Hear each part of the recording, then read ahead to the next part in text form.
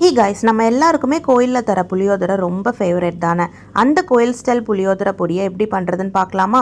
1 cup கடலைப்பருப்பு, 1/2 cup உளுத்தப்பருப்பு, 1 table spoon சீரகம், 1 table spoon மிளகு, 1 டீஸ்பூன் வெந்தயம், இது எல்லாத்தையும் தனித்தனியாக ரோஸ்ட் பண்ணிக்கோங்க. கருவேப்பிலையும் ரோஸ்ட் பண்ணி வச்சுக்கோங்க. 2 டேபிள் ஸ்பூன் எள்ளு, 2 டேபிள் ஸ்பூன் வரமல்லி, இதையும் ட்ரை ரோஸ்ட் பண்ணிக்கலாம்.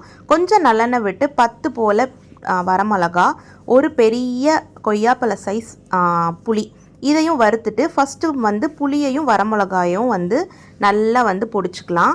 அதுக்கப்புறம் மிச்சம் இருக்க இன்க்ரீடியன்ட்ஸ்லாம் ஆட் பண்ணி இந்த மாதிரி பவுடர் மாதிரி இது பண்ணிக்கலாம். ரொம்பவே டேஸ்ட்டு சூப்பராக இருக்கும். நம்ம புளியெல்லாம் சேர்த்து ஆட் பண்ணியிருக்கனால டிஃபன் பாக்ஸ்க்கு ஏற்ற பொடி தான் இது. டக்குன்னு ப்ரிப்பேர் பண்ணி கொடுத்துடலாம். எப்பவும் போல் நம்ம புளி சாதத்துக்கு கடுகு, உளுத்தம்பருப்பு, கடலைப்பருப்பு, வரமிளகா, அப்புறம் கருவேப்பிலை போட்டு இந்த பொடியையும் போட்டு நல்லா மிக்ஸ் பண்ணால் கோயிலில் சாப்பிட்ற மாதிரியே புளியோதரை ரெடி.